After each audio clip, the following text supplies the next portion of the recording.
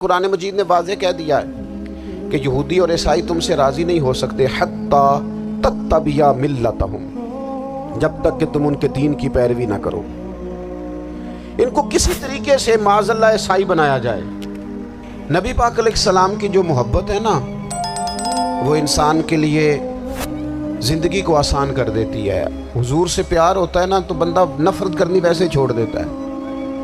حضور سے پیار کرتا ہے، ہرس ہوس لالچ ویسے ہی نکل جاتا ہے۔ جب حضور سے محبت ہو جاتی ہے، نماز پڑھنا، درگزر کرنا، درود شریف پڑھنا، قرآن پاک پڑھنا، دین کی خدمت کرنا، حتیٰ کہ جان دینا بھی آسان ہو جاتا ہے۔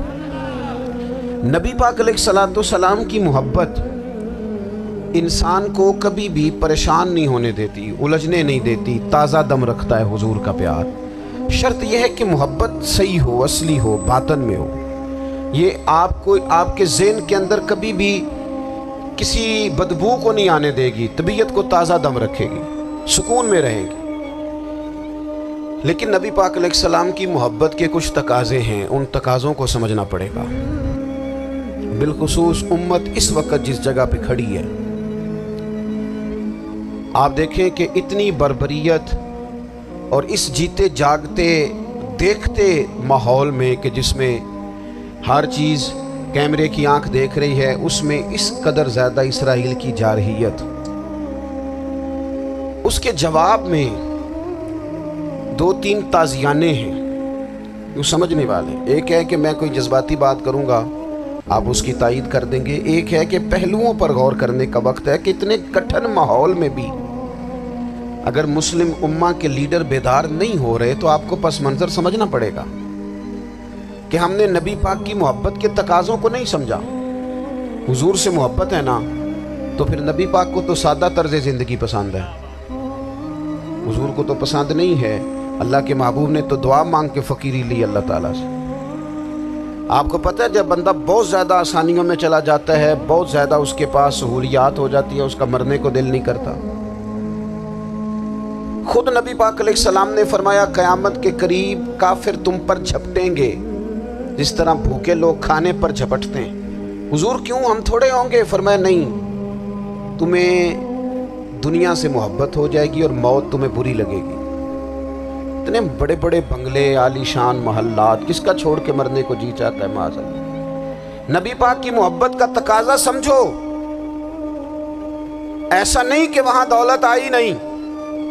حضور تو فرماتے ہیں کہ اللہ نے خزانوں کی کنجیاں میرے ہاتھ میں رکھ دی ہیں، لیکن میں نے عرض کیا مالک ایک وقت روٹی دینا اور ایک وقت کا فاقہ دینا۔ کنجیاں خزانوں کی اللہ نے دی۔ جب تک آپ اپنا طرز زندگی، یہ جو بہت دنیا کا پیار ہے نا، بہت زیادہ مرنے کی ہرس، یہ بہت زیادہ جینے کی ہرس تو اللہ تعالیٰ نے قرآن پاک میں یہودیوں کا طریقہ بیان کیا کہ وہ کبھی مرنے کی تمنا نہیں کریں کیونکہ جینے کی ہرس رکھتے ہیں۔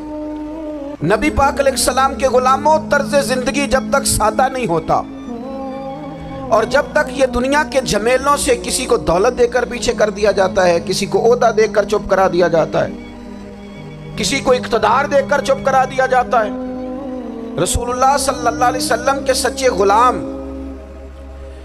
انہیں ایک بات کی سمجھ آ گئی تھی کہ ہمیں ہمارے رب نے کہا ہے قُلْ إِن كُنْتُمْ تُحِبُّونَ اللَّهَ فَاتَّبِعُونِي يُحْبِبْكُمُ اللَّهُ۔ اے محبوب آپ ان سے فرما دیں اگر رب سے محبت کرنا چاہتے ہیں تو آپ کی پیروی کریں، اللہ خود ان سے محبت فرمائے گا۔ جب رب بھی ان کا ہو جائے گا، جب رب بھی ان کا کی محمد سے وفا تو نے تو ہم، یہ جہاں چیز ہے کیا، یہ لوح و قلم تیرے ہیں، اس کا کیا مطلب ہوا؟ لوح و قلم، قلم لکھتی ہے نا تقدیریں، مقدر فیصلے، تو لوح و قلم تیرے ہیں، اس کا مطلب یہ ہے کہ پھر رب کریم تیرے اوپر فضل کرے گا، اور وہ جن فیصلوں کی امت کو دیانت سے چاہت ہے اللہ اپنے فضل سے وہ فیصلے فرمائے گا۔ جب تک زندگی حضور کی غلامی کی طرف نہیں جاتی وہ اللہ تعالیٰ کی تائید نہیں پاتی۔ حضرت عبداللہ ابن حذافہ رضی اللہ تعالیٰ عنہ کو رومیوں نے قید کر لیا تھا، اور جب رومی آپ کو قید کر رہے تھے، پکڑ رہے تھے، جنگ میں کچھ موڑ ایسا آ گیا کہ بظاہر مسلمانوں کے قدم پیچھے ہٹ رہے تھے، 1000 आदमी ने 100 आदमी ने मिल के आपके गिर्द घेरा डाला और बड़ी मुश्किल से आपको गिरफ्तार किया। जब बादशाह के सामने ले गए ना, तो बादशाह से उसका सिपा सालार कहने लगा कि बंदा ज़ाया करने वाला नहीं। ये बात समझें आप, हमारी तबीयत के मुताबिक जो बंदा पूरा नहीं उतरता हम ज़ाया कर देते हैं।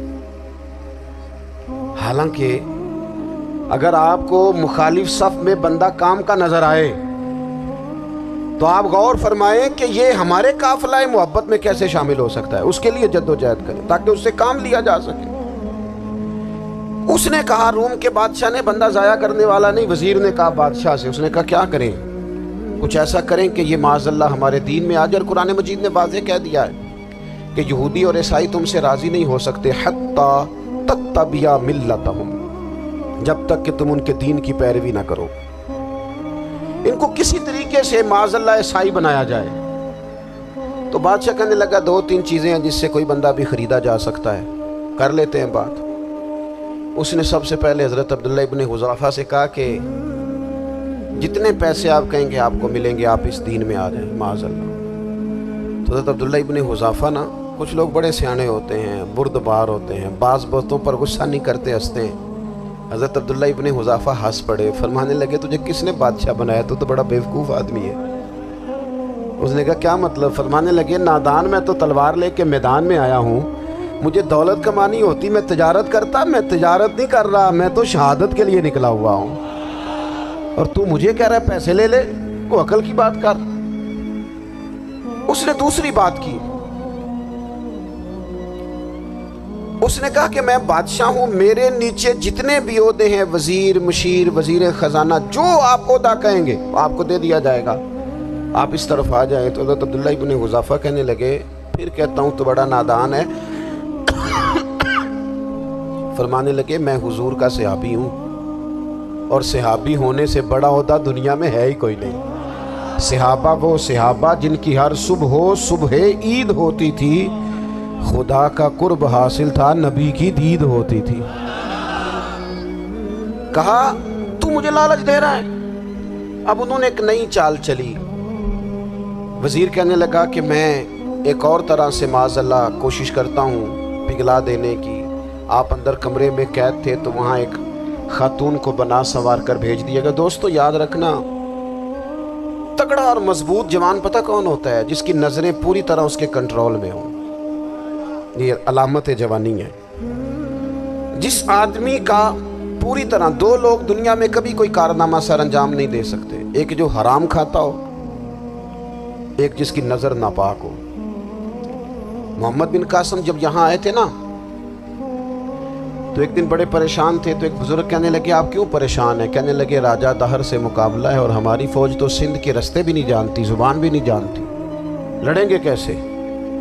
2-4 दिन के बाद उन बुजुर्गों की दोबारा मोहम्मद बिन कासिम से मुलाकात हुई तो बड़े खुश थे। कहा आप क्यों खुश हैं? कहने लगे वो मेरा मुकाबला नहीं कर सकता, मैंने तहकीक कर ली।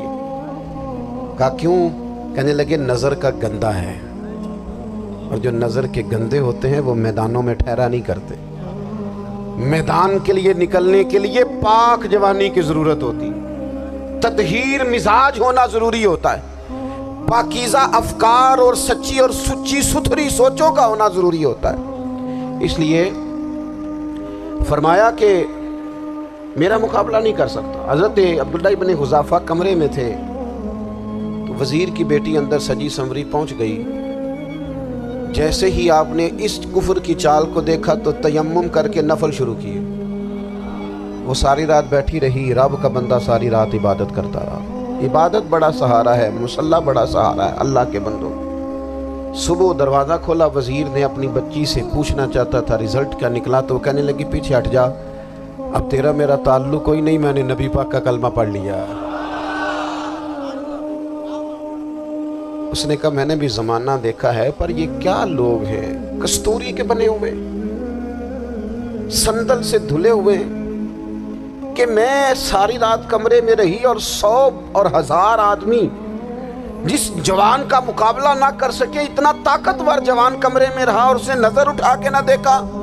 वो कच्चा रंगे ललारी वाला जेड़ा चढ़दा ते लैंदा रहिंदा है, اے عشق تیرے دا رنگ محمد چڑھیا پھر نہیں لیندا۔ میں کہا ایک دفعہ نظر اٹھا کے نہیں دیکھا؟ کمال ہو گئی، اتنے بڑے لوگ، اتنی بڑی سعادت مندی، فیروز بختی، معاملہ فہمی، حد ہو گئی۔ اللہ اکبر۔ دوستو بادشاہ جب پوری طرح ہار گیا نا، اس نے کہا مار دو۔ تیل گرم کیا ایک کڑاہی میں، اور جب آپ کو اس میں ڈالنے لگے تو آپ کی آنکھوں میں آنسو آ گئے۔ بادشاہ کا خیال ہوا شاید نرم ہو گئے ہیں، کہنے لگا روئے کیوں؟ فرمانے لگے سوچتا ہوں جان ہی ایک ہے، کتنا مزہ ہے اس کی راہ میں جان دینے کا، کتنی لذت ہے اس کے نام پر مرنے میں، کتنا لطف ہے۔ جے تو چڑھیا اتے دار بھی نہیں، تے جے تو وکیا عشق بازار بھی نہیں، تے ایڈا سستا سودا پیار بھی نہیں، تے ایڈا سستا لبدا یار بھی نہیں۔ کئی جنگل گانے پیندے نی، کئی دوزخ لنگنے پیندے نی، جے وہ اس ملوں بھی مل جاوے ایدوں سستا ہور بپار بھی نہیں۔ تے کچھ سمجھ نہ آوے لوکاں نوں وہ کادے نال شہید کرے، ڈٹھی یار دے ہاتھ تلوار بھی نہیں، پر او دا خالی جاندہ وار بھی نہیں۔ کہنے لگے ایک جان ہے نا، تو دل کرتا ہے ہزاروں ہوتی تو ایک ایک کر کے محبوب کے نام پہ قربان کرتا، جب میرے پاس ہے ہی ایک، کروں کیا؟ حضرت عبداللہ ابن حذافہ رضی اللہ تعالیٰ عنہ جب روئے اور بادشاہ نے یہ بات سنی تو بادشاہ اٹھ کے کھڑا ہو گیا، سارے وزیروں مشیروں کو کہنے لگا تم نے کہا تھا نا بندہ ضائع کرنے والا نہیں، یہ بھی ضائع کرنے والا نہیں۔ کہنے لگا میرا ماتھا چومو، تم جیسے لوگوں کو قتل نہیں کرنا چاہیے، آزاد کرنا چاہیے۔ عزیز اپنی زندگی سے نا یہ بہت زیادہ ہرس، ہوس، طمع، اور یہ کسی بات کی بھی ہو، ہرس صرف پیسوں کی نہیں ہوتی ہے، شہرت کی بھی ہوتی ہے، یہ بیماری انسان کو اقتدار کی بھی ہوتی ہے، تعریف کی بھی بیماری ہوتی ہے، یہ سارے نقص ہوتے ہیں لوگوں کو، اور معاذ اللہ بعض جبوں کبوں کے اندر بھی ہوتے ہیں، وہاں بھی پنپتے ہیں۔ اپنی زندگی جب تک اس سادگی میں نہیں لاؤ گے جو رسول پاک نے عطا فرمائی، جب لوگ آسانیوں میں پوری طرح الجھ گئے تو پھر وہ دور ہوئے اور کفر چڑھ گیا۔ دوسری بات، اللہ کے محبوب صلی اللہ تعالی علیہ وسلم کی محبت ہم سے تقاضا کرتی ہے کہ ہم اس مشن کے لیے کام کریں جس مشن کے لیے رسول پاک نے کام فرمایا ہے۔ ہم سارے کام بڑے مضبوطی سے، سوچ سمجھ کے، تدبر سے، حکمت سے، تقاضوں کو مد نظر رکھتے ہوئے کرتے ہیں سارے کام۔ دین کے کام میں ہمارا مزاج نہیں ہوتا، او ہو جائے گا جی، آپ بسم اللہ پڑھیں جی، شروع کریں جی۔ آپ تقاضوں کو سمجھیں، چیزوں کو دبائیں نہیں، چیزوں پر غور کریں۔ کسی کے ذہن کی سطح پر سوال ابھرتا ہے، اس کا تسلی بخش جواب دیں۔ اپنی زندگی میں دین کے کام کے لیے اپنے آپ کو وقف کریں، اور دین کے کام کے بہت سارے پہلو ہیں۔ ہزاروں لوگوں کو قرآن پاک ٹھیک پڑھنا نہیں آتا، ہزارہا لوگ ہیں جو قرآن مجید کے مطالب سے آگاہ نہیں ہیں، دین کی بنیادی ضروریات سے لوگ نابلد ہیں۔ میں آپ کو کس طرح یہ بات سمجھاؤں کہ ہزاروں کی تعداد میں طلاقیں اس لیے ہوتی ہیں کہ مردوں کو طلاق کے مسئلے نہیں آتے، انہیں پتہ نہیں ہے کہ مجھے حقوق زوجین کے معاملے میں کیسے چلنا ہے۔ ڈھیر سارے گھروں میں تباہی اس لیے ہے کہ تربیت اولاد کا دینی منہج ہمیں نہیں پتا۔ اپنا حصہ ملائیں دین کے کام میں۔ ایک آدمی کو اگر تو نمازی کرنے میں کامیاب ہو گیا، تیری زندگی بدل گئی۔ وہ دین بیزار لوگ جو ہمارے بیچ بیٹھ کے ہماری نوجوان نسل کو پگڑی اور داڑھی کا نام لے کے بنیادی طور پر دین سے دور کرتے، ایسے نوجوانوں کو دین کا پیغام محبت دے کر دین کے قریب کرنا ہماری ڈیوٹیوں کا حصہ ہے۔ ہمیں ذمہ داری کا احساس کرنا پڑے گا، ہمیں یہ خاص قدم اٹھانا پڑے گا، توجہ دینی پڑے گی۔ مساجد، مدارس، میں آپ سے عرض کروں، اتنی ڈٹ کے مخالفت ہوتی ہے نا مدرسوں کی، اتنی ڈٹ کے۔ میں ادارہ چلاتا ہوں، اس کے چلانے میں جو مشکلات ہیں وہ تو ہم بتا نہیں سکتے آپ کو، اس لیے کہ میری قوم، میرا اس قوم سے تعلق ہے جو نعت خواں امیر کرنا چاہتی ہے، مدرسے نہیں، نقیب خطیب پیدا کرنا چاہتی ہے، شعر و شاعری کی زندگی کو پروان چڑھانا چاہتی ہے۔ فقط ہمارا ان لوگوں سے تعلق ہے جو لاکھوں کروڑوں روپیہ محافل پہ لگائیں گے، اور قاری صاحب بیچارے اگر مسجد کا کوئی ہونے والا کام کسی وقت بتا دیں گے تو وہ بڑی مشکل آ جائے گی ان کے لیے۔ یہ کیسے ہو سکتا ہے، آپ نے یہ ڈیوٹی بتا دی۔ مدارس اور جتنا اہم رول دین کو پھیلانے میں مدارس اسلامیہ کا ہے، اتنی زبردست، لوگوں کا خیال ہوتا ہے میری طرح کے لوگ شاید کام کرتے ہیں، ڈیوٹی کرتے ہیں۔ یہ 10-15 لوگ آپ کو نظر آتے ہیں جو آپ کو کہیں میڈیا پر یا ادھر ادھر ڈیوٹی کرتے، مخلص لوگ اپنی جگہ پہ، وہ بھی بڑا ہی کام کر رہے ہیں، جو میڈیا پہ آ کے بھی اخلاص سے اور درد دل سے کو دین کی، ان کی بھی کسی بات کی حوصلہ شکنی نہیں، لیکن ہزارہا اساتذہ جو مدارس میں بیٹھ کے پڑھاتے ہیں، جنہوں نے وہ سارے لوگ تیار، آپ سمجھ نہیں سکتے کتنا بڑا کام۔ حفظ کا استاد جو ہوتا ہے نا، اس کی ڈیوٹی 24 گھنٹے ہوتی ہے فجر سے پہلے، اور اس نے بچوں کو اٹھانا ہے۔ تنخواہ تو ہم انہیں دینا نہیں نہ چاہتے جی، تنخواہ نہیں دی دی انہوں نے، ہمیں مولوی امیر نہ ہو جانا، مولوی نو تے سوٹ بھی 27ویں والی رات دے ہے تاکہ کدھر سوان کے عید والے دن پا نہ لوے، کیونکہ 27ویں تو بات تے درزی پھڑتا ہی کوئی نہیں، کیوں حضرت؟ ایسے ہی ہے نا، اس وقت تو نہیں نہ لیتا، تو ہم چاہتے ہیں مولوی ہماری مرضی کے ہماری طرح کا سوٹ نہ پہن لے۔ مدارس کی مضبوطی آپ یہ دیکھ لیں، یہ صلاح الدین ایوبی کا تعلق بھلا کس چیز سے تھا؟ غوث اعظم کے مدرسے سے۔ حضور غوث اعظم کے مریدوں کی جماعت اس کے ساتھ شامل تھی۔ کون لوگ تھے جنہوں نے مدارس سے فیض پایا؟ رازی اور غزالی، حضور غوث اعظم، خواجہ اجمیر، یہ سب لوگ مدارس کے لوگ ہیں۔ کمزوریاں ہیں، غلطیاں ہیں، بہت ساری چیزوں کی اصلاح کی ضرورت ہے، لیکن یہ دین کا بہت بڑا قلعہ ہوتا ہے مدرسہ، لیکن اس کی مخالفت کی جاتی ہے۔ مجھے بتائیے، اگر مدرسوں میں کمزوریاں ہیں تو کالجوں یونیورسٹیوں میں نہیں ہیں؟ ہم نے کبھی مخالفت کی ہے بند کر دو سارے؟ لیکن لوگوں کا جب خیال آتا ہے، جب ہمارے ایک سابقہ وزیر صاحب تھے، سر راہ کسی دعوت میں میری ان سے ملاقات ہو گئی تو انہوں نے کہا مدرسوں کا کردار کیا ہے آج کے ماحول میں؟ میں نے انہیں کہا کہ مختلف کورسز آپ کراتے ہیں نا، تو اس کے لیے پھر مختلف ویکینسیز ہوتی ہیں، جہاں بچوں کو مدرسے کا کورس کرایا جاتا ہے تو استاد بننا ہوتا ہے، اس نے خطیب بننا ہوتا ہے، مسجد کی ڈیوٹی کرنی ہوتی ہے۔ میں نے کہا بالکل کوئی حکومت سرپرستی نہیں کرتی، لیکن اللہ کا فضل ہے۔ کبھی آپ نے کوئی مسجد سنی ہے جس میں جمعے والے دن مولوی نہ ملا ہو جمعہ پڑھانے کے لیے؟ کبھی آپ کو رمضان میں ایسی مسجد ملی ہے جس میں قرآن مجید سنانے کے لیے حافظ نہ ملا ہو؟ یہ ہو سکتا ہے کسی حافظ کو مسجد نہ ملے۔ تو مدارس کے ذمے جو کام تھا، مدارس نے جم کے کیا ہے اور ڈٹ کے کیا اللہ کے فضل سے۔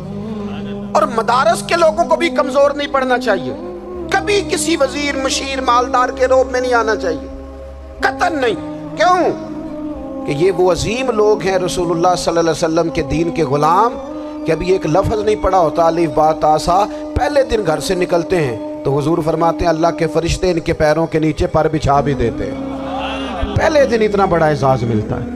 تو حضور کی محبت کا تقاضا ہے، دین کا کوئی کام کیا جائے۔ ایک خاتون مسجد نبوی شریف میں جھاڑو دیتی تھی، پر کوئی کام تو کرتی تھی نا۔ اور کس مسجد میں؟ جہاں 70,000 فرشتے صبح آتے ہیں، 70 شام آتے ہیں، اس مسجد میں وہ خاتون جھاڑو دیتی تھی۔ بخاری ہے، جب ان کا انتقال ہو گیا، صحابہ نے سوچا کہ حضور کو تکلیف ہوگی، بغیر بتائے جنازہ پڑھ دیا۔ حضور صبح تشریف لائے، تازی قبر دیکھی، اور محبوب وہ ہیں جو فرش پہ کھڑے ہو کے عرش کی خبریں دیتے ہیں۔ نبی پاک علیہ الصلوۃ والسلام نے فرمایا کہ مجھے اطلاع کیوں نہیں دی اس کے انتقال کی؟ یہ کرم دیکھو، کوئی ڈیوٹی تو کرتی تھی نا یار، پر خلوص سے، پر پیار سے، پر اللہ کو راضی کر دے گا، پر درد دل سے۔ اور دین کی ڈیوٹیاں کرنے والے دوستو سنو، حضور صبح آئے، قبر کو دیکھ کر فرمایا مجھے کیوں نہیں بتایا؟ یا رسول اللہ آپ کو تکلیف دینا مناسب نہ جانا؟ تو قبر پہ کھڑے ہو کے حضور نے فرمایا صف بناؤ، میں دوبارہ جنازہ پڑھاؤں گا، صف بناؤ، میں دوبارہ جنازہ پڑھاؤں گا۔ کوئی ڈیوٹی تو۔ تیسرا تقاضا حضور کی محبت کا، سمجھو میں بس بڑی جلدی بات سمیٹنے لگا ہوں، حضور کی امت سے پیار کرو، یہ نبی پاک کی محبت کا تقاضا ہے۔ حضور اس بندے سے بڑے راضی ہوتے ہیں جو حضور کی امت سے پیار کرتا ہے۔ آپ کو پتہ ہے حضرت جبریل امین علیہ السلام نے معراج کی رات حضور علیہ السلام سے عرض کی تھی کہ اللہ کی بارگاہ میں عرض کیجئے گا میری بھی ڈیوٹی لگ جائے آپ کی امت کے ساتھ محبت کرنے پر۔ تو یہ کیوں کہا تھا انہوں نے؟ علماء نے لکھا اس لیے کہا تھا کہ حضرت جبریل بھی جانتے ہیں کہ حضور کی امت سے محبت کی بات کی جائے نا تو نبی پاک راضی ہوتے ہیں۔ امت سے پیار کرو گے نا، امت سے، ایک صرف بات کا بات کا خیال رکھنا، عقیدہ برا ہو تو بات دوسری ہے، ورنہ میرے محبوب کی امت کا ایک ایک شخص جو مدینے والے کا کلمہ پڑھتا ہے، جو حضور کا غلام ہے، اس کے بارے میں اپنے دل میں گنجائش رکھنا، پیار رکھنا، وارفتگی رکھنا۔ او دوستو، یہاں لوگ کس کس طرح گروہوں کو، جماعتوں کو سپورٹ کرتے ہیں۔ نبی پاک نے اس امت کی کثرت پر فخر بیان کیا اور حضور فرمانے لگے 120 صفیں جنتیوں کی ہوں گی، قیامت میں 80 صفیں صرف میری امت کی ہوں گی۔ میں کثرت امت پر فخر کروں گا۔ ان لوگوں سے پیار کرنا ہے، ان کے دکھ درد کو سمجھنا ہے۔ پتہ ہے آج کیا ہوتا ہے؟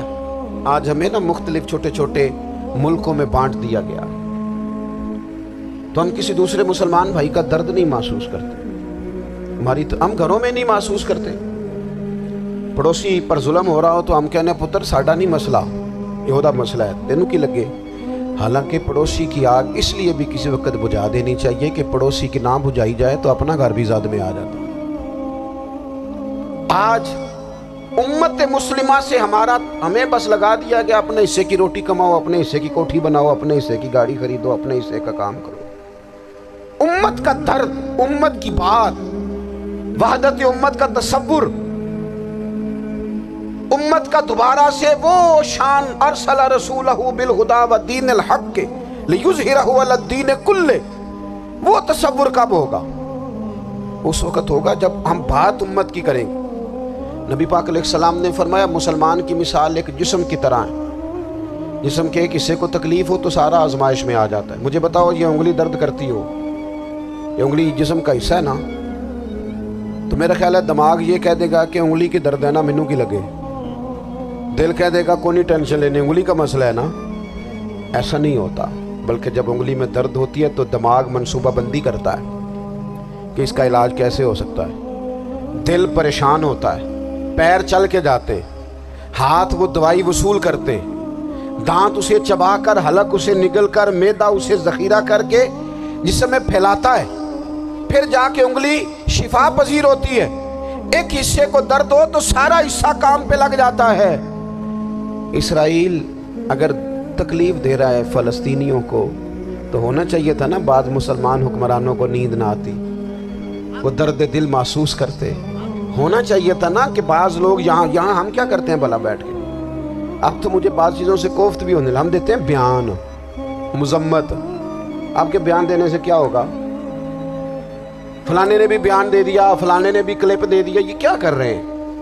یہ تو آپ زندہ رہنا چاہتے ہیں۔ وہ جس طرح آج کل ہمارے ہاں بہت ساری چونکہ جماعتیں ہیں، تو کشمیر ڈے آتا ہے نا تو مل کے ریلی نہیں نکالی جا سکتی، سوال نہیں پیدا ہوتا، کیونکہ ہمیں جماعتوں کو زندہ رکھنا ہے۔ اس جماعت کی خبر الگ لگنی چاہیے، اس جماعت کی خبر الگ، تو ایسے کوئی انقلاب آئے گا؟ یاد رکھنا امت کو پوری کو ایک طاقتور آواز بننا پڑے گا، ہمیں تھوڑا تھوڑا اوپر اٹھ کے سوچنا پڑے گا۔ خدا را اللہ تعالیٰ مجھے معاف کرے اگر کوئی بات میں سطحی کر رہا ہوں، دل کی گہرائی سے عرض کرتا ہوں اب تو بڑا سخت وقت آ گیا۔ اب چونکہ اب تو کیمرے کی آنکھ آئی ہے تو وہ زخمی بچے دیکھے نہیں جاتے، وہ تڑپتی مائیں دیکھی نہیں جاتی، وہ سسکتی اور آواز دیتی بیٹیاں سنی نہیں جاتی۔ وہ آوازیں ایسی ہیں جیسے وہ رات کے سناٹوں میں چیخیں بن کے لوگوں کو جگایا کریں گی۔ خدا را کچھ جرم ایسے ہوتے ہیں جن کی سزائیں بڑی سخت ہوتی ہیں، جن کی معافی بڑی مشکل سے ہوتی ہے۔ اپنے اندر جذبہ ایمانی پیدا کریں۔ وہ میرے دوستو بستر پر بھی تو لوگ ماری جایا کرتے ہیں نا۔ اپنی زندگی رسول اللہ صلی اللہ علیہ وسلم کے دین کے نام کرو، جذبہ جہاد، شوق شہادت اور عشق رسول، یہ عناصر ہیں جو امت مسلمہ کو پیروں پر کھڑا کریں گے۔ 2 منٹ کے لیے سوچو، امت اگر اسی طرح کٹتی رہی، پریشان رہی، دکھتی رہی اور باری باری کر کے، اقبال نے کیا کہا تھا؟ اس نے کہا تھا وطنوں میں، انہوں نے کہا تھا کہ ان تازہ خداؤں میں بڑا سب سے وطن ہے، جو پیرہن اس کا ہے وہ مذہب کا کفن ہے۔ تو اقبال ہم کیا کریں؟ کہنے لگے بازو تیرا توحید کی قوت سے قوی ہے، اسلام تیرا دیس ہے، کیونکہ تو مصطفی ہے۔ تو بحیثیت مسلمان سوچنا شروع کر، بحیثیت مسلمان اور یوں تو سید بھی ہو، مرزا بھی ہو، افغان بھی ہو، تم سبھی کچھ ہو، بتاؤ کہ مسلمان بھی ہو؟ تمہارے اندر کہیں سے کوئی مومن بھی بولتا ہے کہ نہیں؟ علاقائی تعصبات اور ملکی سرحدوں میں قید ہو جانے والوں، تم ایک نبی کی امت ہو۔ کیوں نہیں سمجھتے جب کشمیر کی بیٹی روتی ہے تو مدینے والے محبوب پاک علیہ السلام کی امت کی بیٹی روتی ہے، جب فلسطین کی بیٹی روتی ہے تو امت کی بیٹیاں روتی ہیں۔ خدا را کچھ درد دل اپنی طبیعت میں پیدا کریں۔ میں حکمرانوں کی بات نہیں کرتا، میں تمام لوگوں سے ایسے تبصرے سنتا ہوں جو نہیں کرنے چاہیے۔ وہ نہیں جی نہیں، دوسرا رخ بھی دیکھو، عام آدمی اٹھ کے، عام لوگ بھی یہ خطرناک سوچیں اور ان سے خوفناک نتائج برآمد ہوں گے۔ تو 3 باتیں میں نے آپ کی خدمت میں عرض کی ہیں۔ ایک تو کوشش کریں اپنی زندگی کے اندر کہ زندگی کو سادہ کریں، پیسہ ضرور کمائیں لیکن پیسے سے پیار نہ کرو، پیار تو مدینے والے رسول سے کرو۔ دولتیں، ہرس، ہوس، طمع، ان سے باہر آؤ۔ اور دوسری گزارش آپ کی خدمت میں یہ عرض کی ہے، کچھ نہ کچھ دین کا کام، اور اس میں بھی شہرتوں سے بچتے ہوئے، تصویروں سے بچتے ہوئے۔ میں ہر محفل میں شاید کہتا ہوں میری فوٹو آ رہی ہے اور لائیو آ رہا ہے اور فلاں ہو رہا ہے، لیکن اس محفل کا خوبصورت انسان وہ ہے جو سب سے پیچھے بیٹھا ہے۔ وہ کسی فوٹو کے لیے نہیں آیا، اور میں ڈھیر سارے لوگ دیکھ رہا ہوں، یہ جو آگے بیٹھ جاتے ہیں بعض اوقات 5، 7، 10 لوگ، یہ بڑی تصویر سازی کرتے ہیں، لیکن جو پیچھے بیٹھے ہوتے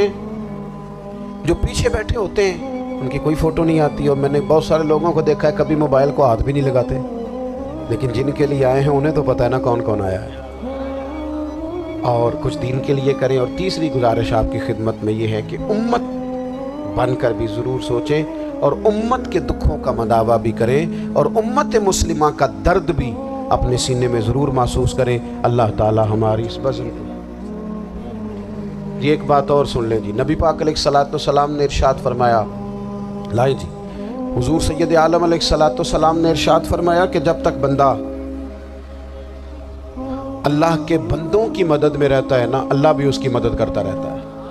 یعنی اگر آپ امت کے لیے سوچتے ہیں، کوئی امت کے لیے فکر پیدا کرتے ہیں، کچھ امت کی سوچیں لاتے ہیں، تو اللہ بھی مدد فرمائے گا۔